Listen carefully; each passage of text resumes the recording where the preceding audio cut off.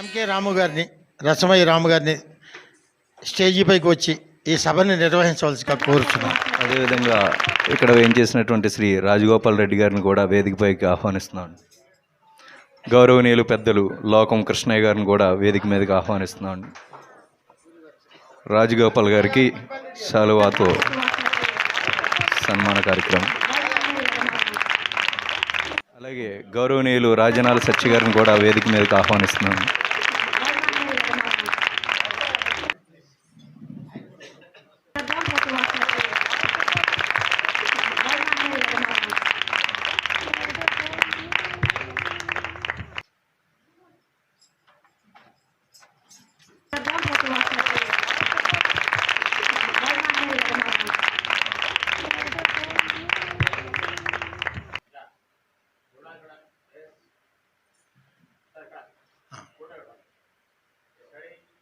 తర్వాత పెద్దలు సుందర రామకృష్ణ గారిని పైకి రావాల్సిగా కోరుతున్నాను. ప్లీజ్ ఒక్క మాట వచ్చి ఒక శాలువ తీసుకెళ్ళండి. తర్వాత అట్లాగే మా సోదరుడు సత్యనారాయణ గారు వచ్చారు, తర్వాత మా బాబురాజు వచ్చారు. వారిని కూడా ఒక్క మాట రమ్మని కోరుతున్నాను.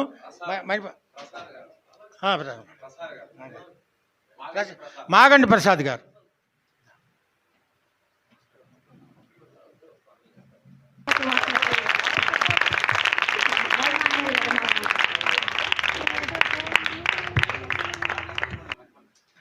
ఇక రాము దాంట్లో ఉన్నాయని చూడండి.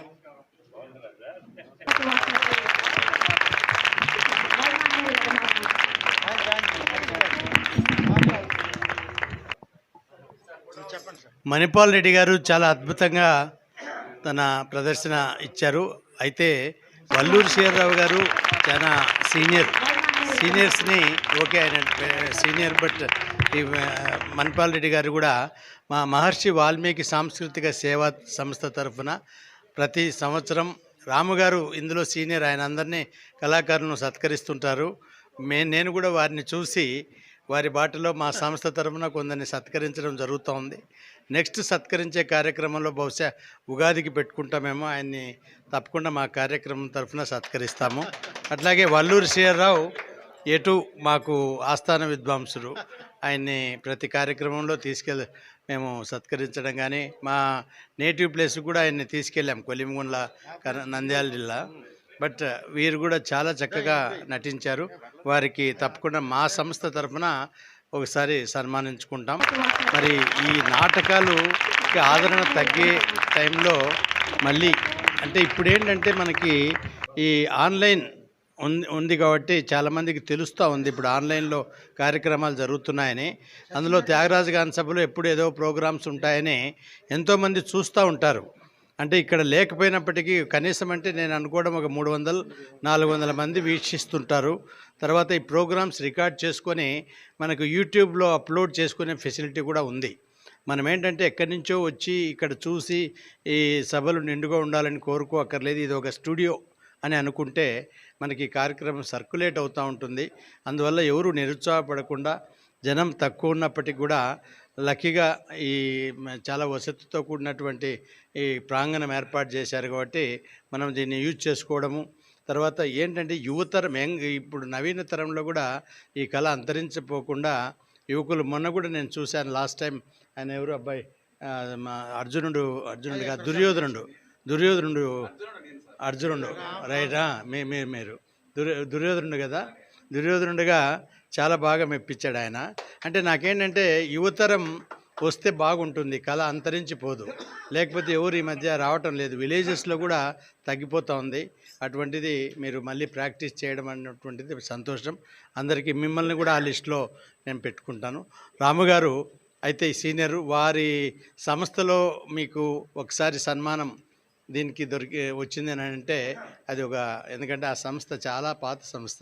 ఎప్పుడో అక్కినేని నాగేశ్వరరావు గారు ఆ రోజుల్లో చాలా బిజీగా ఉన్న షెడ్యూల్లో ఆయన సెప్టెంబర్ 20th ప్రోగ్రాం చూసి బాగా కేపబుల్ పర్సన్స్కి ఇచ్చేవాళ్ళు. ఆ 20th ప్రోగ్రాం తీసుకునేటువంటి వాళ్ళలో రాముగారు ఒకరు ఆ రోజుల్లో. తర్వాత ఓకే కానీ బట్ ఆ రోజుల్లో నాగేశ్వరరావు గారు బాగా ప్రాముఖ్యత ఉన్నప్పుడు, అట్లాగే శ్రీనారాయణ రెడ్డి గారు కానీ, ఎందుకంటే నియమ నిబద్ధతతో చేస్తారు. తర్వాత కార్యక్రమం చాలా చక్కగా ఉంటుందని వాళ్ళకు నమ్మకం అన్నమాట. అటువంటి రాముగారు రావటం కూడా మీకు అందరికీ ఆశీర్వాదంతో సమానమని సెలవు తీసుకుంటాను.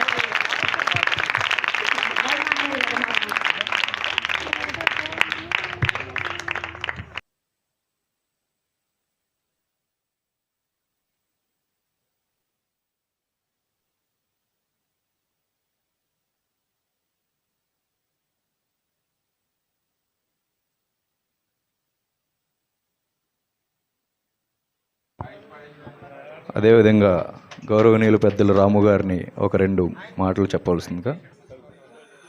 రామాంజనేయ యుద్ధం చూసి ఎన్ని సంవత్సరాలు అయిందో. కర్నూలులో చూశాను నేను. మళ్ళీ శ్రీహరిరావు పిలవడంతో ఇవాళ చూడడం జరిగింది. దేవుడు భక్తుడు ఇద్దరు కొట్లాడుకుంటే ఎట్లా? ఆ కృష్ణుడు ఆయన ఆంజనేయుడు వెళ్ళిపోయాడు. రాముడు కృష్ణుడు ఒకటే. రాముడు కృష్ణుడు అనే అవతారాలన్నీ ఒకటే. కాబట్టి ఈ నాటకం మనుషుల్ని ఏం చేస్తుందంటే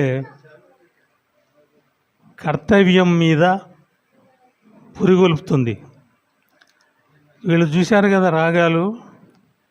ఆయనేమో వేళ్ళతో రాగాలు పలికిస్తున్నారు చంద్రబాబు నాయుడు గారు. శ్రీహరిరావు గారేమో ఆణిముత్యాలు లాంటి రాగాలను ఎన్నుకొని, ఎన్ని రాగాలు ఎలా జ్ఞాపకం ఉన్నాయో నాకు తెలియదు. నేను చూస్తున్న ఏదో భీమ్ఫ్లాస్ పాడతాడు, కళ్యాణి పాడతాడు, మోహన పాడతాడు, శ్రీరాగం పాడతాడు. ఈయన లేని రాగాలన్నీ పాడాడు. అందువల్ల అది మేము గమనించాము. అది అందరికీ సాధ్యమైన పని కాదు. 60 ఏళ్ళుగా ఆ పరిశ్రమలో ఉన్న మీరు నిజంగా అభినందనీయులు. వయసు మీద పడ్డ ఏమాత్రం గాత్రంలో వాసి తగ్గలేదు, వన్నె తగ్గలేదు మీలో. వేషము బాగుంది. కాబట్టి ఇటువంటి పౌరాణిక నాటకాలు వేయడం చాలా కష్టం, ఖర్చుతో కూడుకున్నవి కూడా. అయినా మీరు ధైర్యం చేసి వేస్తున్నారు. మొన్న రాయబారం, కృష్ణ రాయబారం కూడా చూశాను నేను, పడక సీను. కాబట్టి ఈ పౌరాణిక నాటకాలు అప్పుడప్పుడు మాలాంటి వాళ్ళ కోసమే మీరు ఏర్పాటు చేయాలి. శ్రోతలు లేరని ఇబ్బంది పడవద్దు. నిజంగా శ్రోతలు రావాలి. ఇది యూట్యూబ్లో చేసినంత మాత్రాన ప్రజలు రావాలి. అసలు నాటకం అంటే ప్రజలు లేని నాటకం వేస్తే దానికి గుర్తింపు ఉండదు. మేము దాంట్లో చూపిస్తాము, ఇక్కడ లేకున్నా పర్వాలేదంటే ఇంట్లో చేసుకోవచ్చు, వేదిక ఎందుకు? కాబట్టి ప్రచారం చేసి ప్రజలను, శ్రోతలను కూడా రప్పించే ఏర్పాటు కూడా చేస్తే బాగుంటుందని నా సలహా. సెలవు.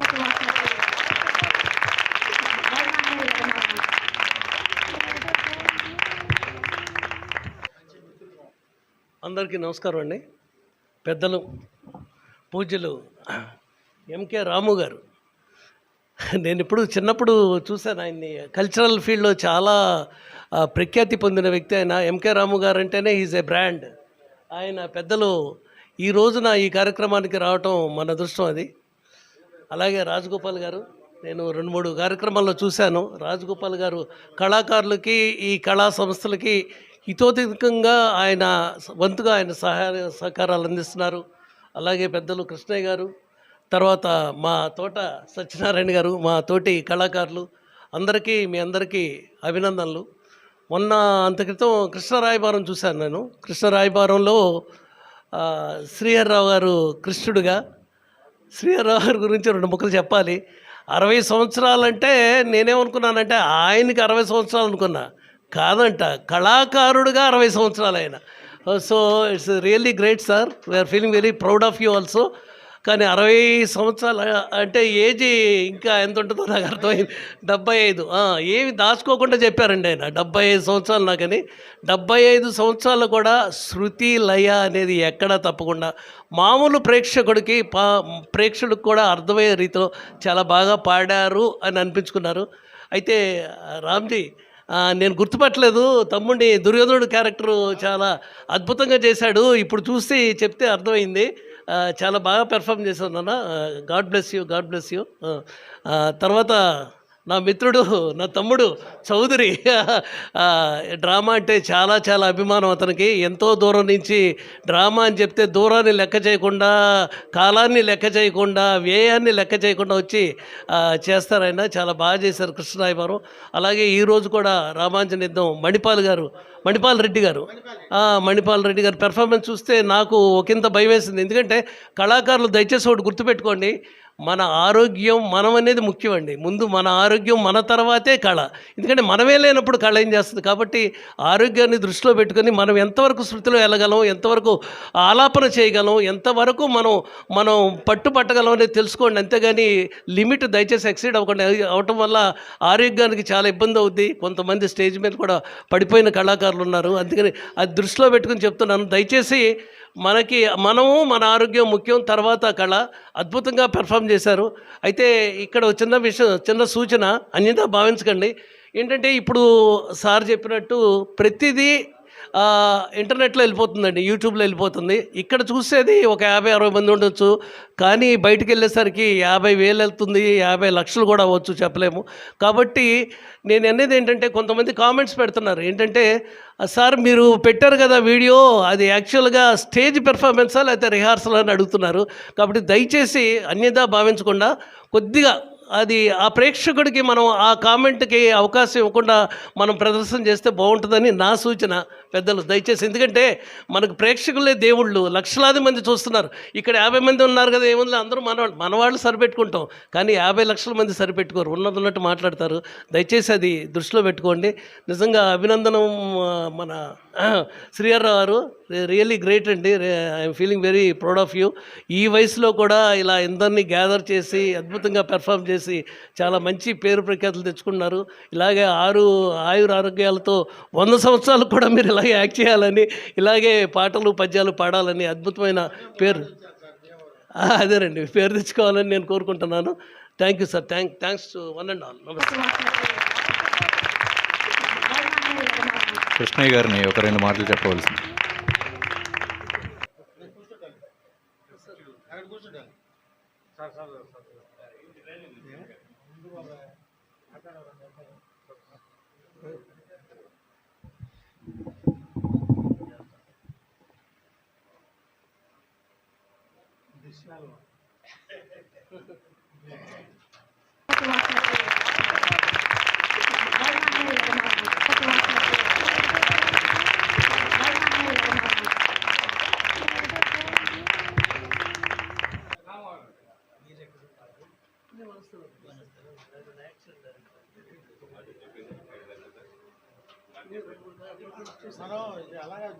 సత్యనారాయణ గారు ఒక 2 మాటలు మాట్లాడుతుంది.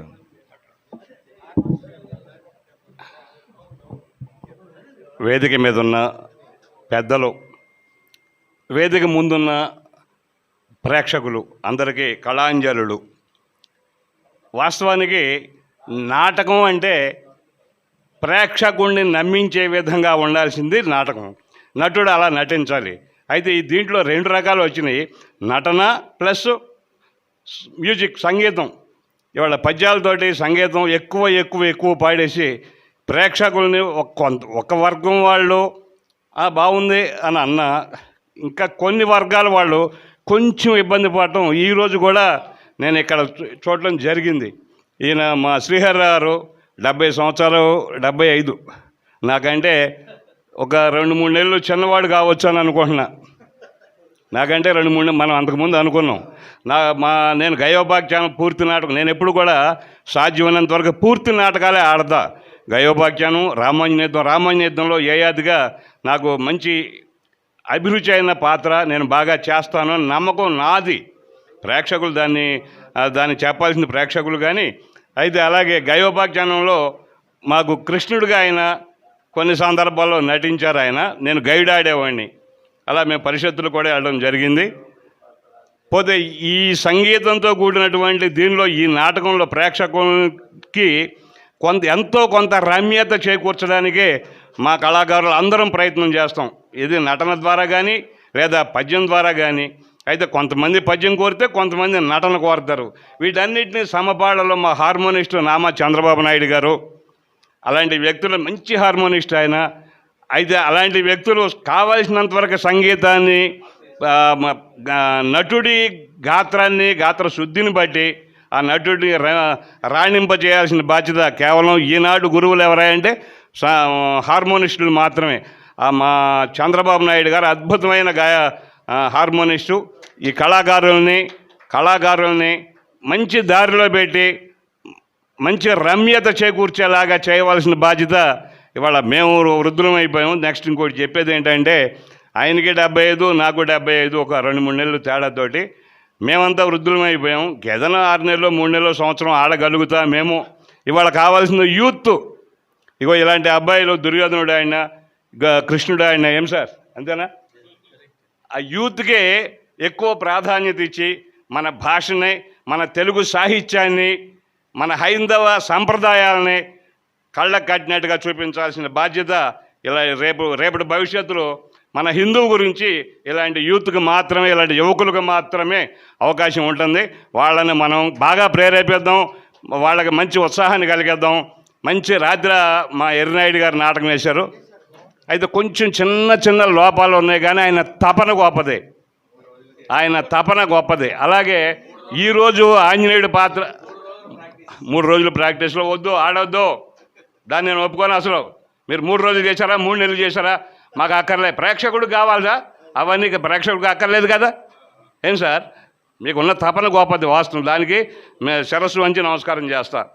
అలాగే ఇవాళ మన రెడ్డి గారు, మణిపాల్ రెడ్డి గారు, ఆయన తక్కువ శృతిలో బేస్ కంటే కింద పాడుతుంటే అద్భుతమైన భాష, అద్భుతమైన ఇది వస్తుంది. కానీ హై పిచ్లోకి వెళ్ళేటప్పటికి ఆ గొంతు సవ్యమైన మార్గంలో లేకుండా కొంచెం అసంతృప్తి ఫీల్ అవుతుంది ప్రేక్షకుడికి. అలాంటివి రాకుండా మా హార్మోనిస్టులు మాత్రమే కళాకారుల్ని, ఈ నటుల్ని, గాయకుల్ని ప్రోత్సహించాల్సిన అవసరం ఉందని మనసా వాచ అందరినీ కోరుకుంటూ, మీ తోట సత్యనారాయణ.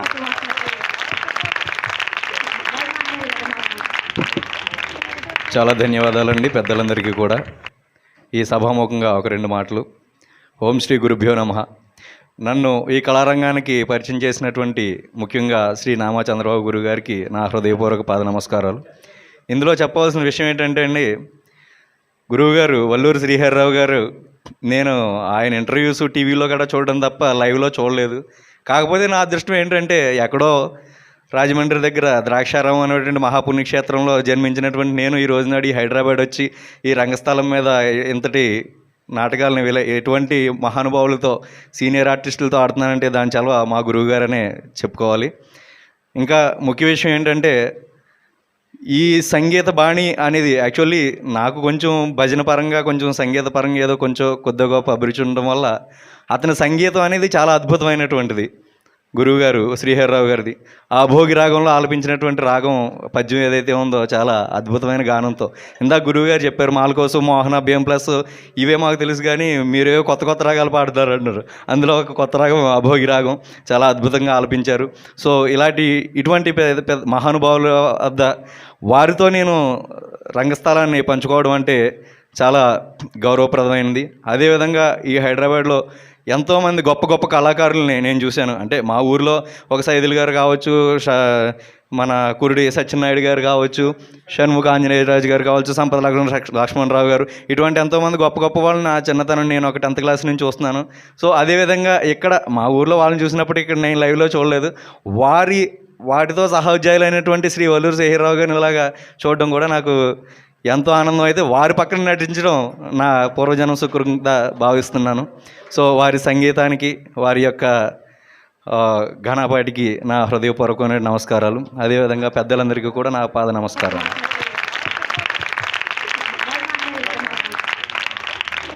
గౌరవనీయులు పెద్దలు మల్లాది రావణ గారిని స్టేజ్ మీదకి ఆహ్వానిస్తున్నాను. లోకం కృష్ణయ్య గారు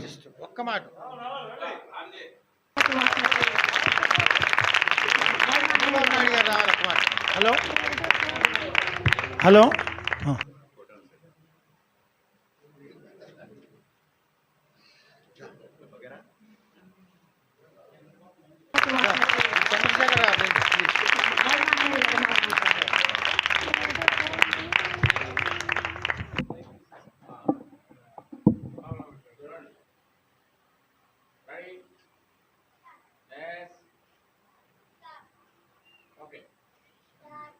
చంద్రశేఖర్ గారు ఒక్క మాట రండి. స్టేజ్ మీదకి రా.